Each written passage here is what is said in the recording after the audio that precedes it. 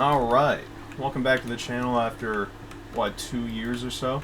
I am quite the idiot and did not get any footage of the bo6 beta, but from personal experience I pre-ordered that, and I highly advise just against pre-ordering in general, but, you know, with modern games and everything.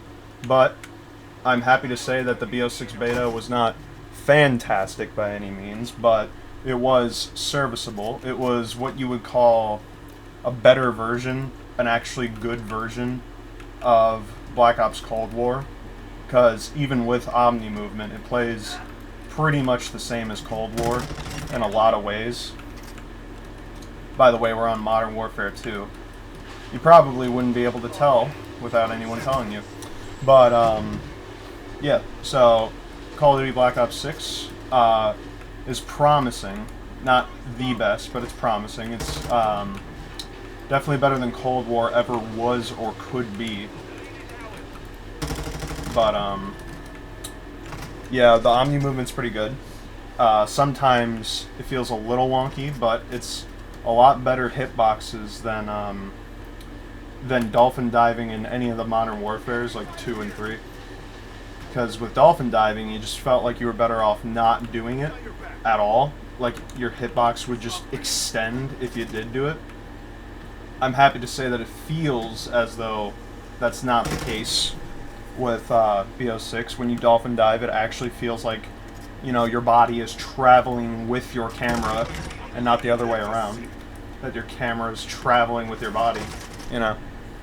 But, pretty much, good beta. And now it's going to be free for everyone past the pre-order bonus, so I do recommend giving it a try. It is actually pretty fun, though weapons are not balanced at all. It's a Treyarch hallmark, you know. Did I say Treyarch? I'm stupid as fuck. Treyarch.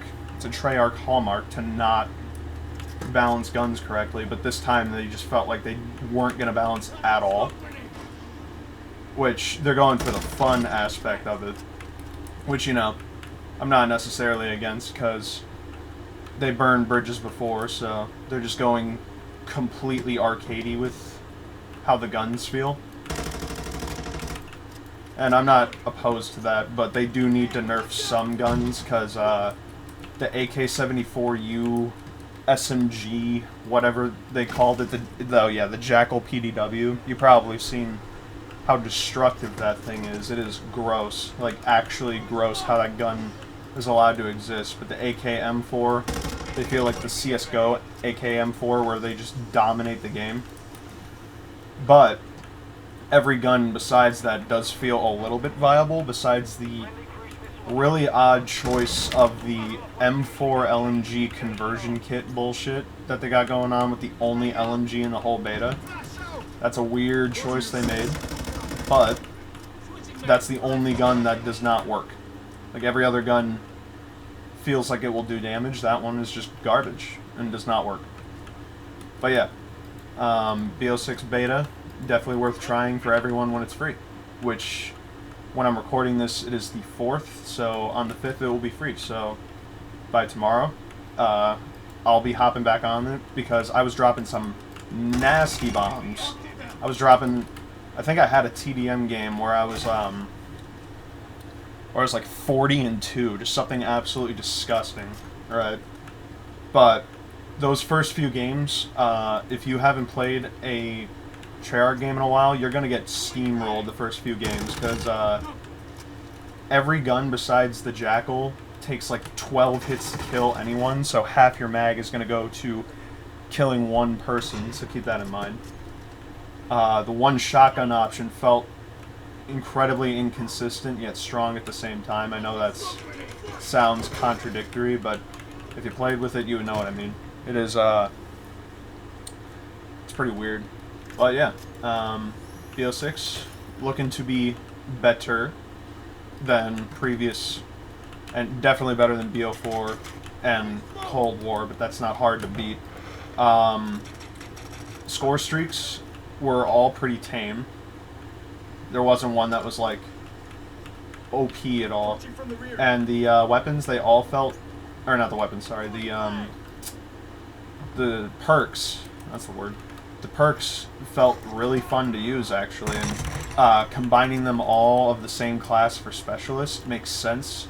It's a little annoying because you have some really good red perks and some really good blue perks to mix. I personally, after I got the hang of stuff, I personally went to recon specialist because there's an OP trait with the specialist where you can see people through walls for like 3 seconds, like a snapshot grenade. It is really, really good. I wouldn't say broken because it lasts like 2 or 3 seconds and it's kind of like a radar ping where it's not entirely accurate, but yeah, it's pretty good. They're annoying with the RCXD though. I'm not a fan of that, but everyone was spamming that bitch. You know, typical Black Ops player fashion to try and do some arcadey wacky shit.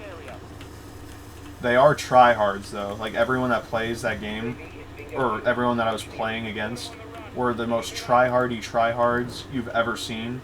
Like some motherfuckers that were like cranking 90s in Fortnite. That's like where they migrated to. That's what it feels like. They're extremely tryhard. But if you're up for a challenge, that's definitely the game to try your challenge on. To test your skill. Because that is scary how good they are. The map selection was because Scud was a clear ripoff of Dome. Or not ripoff, I'd say. It's like heavily inspired by Dome, but it was alright. The Skyline map, when I first played that, I hated it, but it actually played pretty well after the fact. And what was the other one? There was a train car map that I always forget the name of. That was actually really good map there because there's some good spawn peaks and pre-round nades that you can throw. And there was Rewind, like the one they added mid-beta. That was interesting. I did like it, but there was a huge corridor on the left side of the map that is just a sniper's playground, and that is scary. Snipers, I will say, I don't know why they carried over the Dragunov, but the 50 cal, or either 300 Winchester or 50 cal sniper that they brought, or they added to the game, I forget the name of it, I didn't remember, but that thing hits like a truck, so sniping they are not forgetting, like in BO4. BO4, good luck, good luck trying to snipe with that. But they're actually, like, from what I see listening to complaints, and just making almost every gun viable, though they are like mashing the good parts of Cold War and BO3 together, where they have the perks and then they have the Winner's Circle. The Winner's Circle is, I really wish they didn't bring it back. It is so cringe. It's that shit where you would like dab and nay in the end of the game of BO3. They brought that back and it's really cringe. But besides that stuff, which by the way, you can't weapon inspect in the Winner's Circle, so what's the point? They just want you to do cringe emotes during that. But besides the complaint of the Winner's Circle, weapons not being balanced, the movement itself, like, if you don't care about balance and you just want to have fun, it's a fun COD. I'm gonna give it a B if it stays the way it is. If they improve on stuff, it could be an A-. I don't think it'll ever top of A, like A+ or anything. Definitely not S. If anyone says that, they are just lying. But yeah, they brought stims back, which is ew. It's a starting tactical, which is gross. But yeah, besides weapon balancing, like every weapon you can have fun with besides the M4 LMG, like I said, that thing is absolute garbage. But every weapon you can have fun with, so there is a plus to that. But yeah, it's looking to be a good game if it stays this way, but not great, just good. And I hope that they improve upon it to make it a good game. But yeah, bo6, definitely give it a shot for the free beta on the 5th. which will be tomorrow. Definitely look out for it. Those are my thoughts. Bye-bye.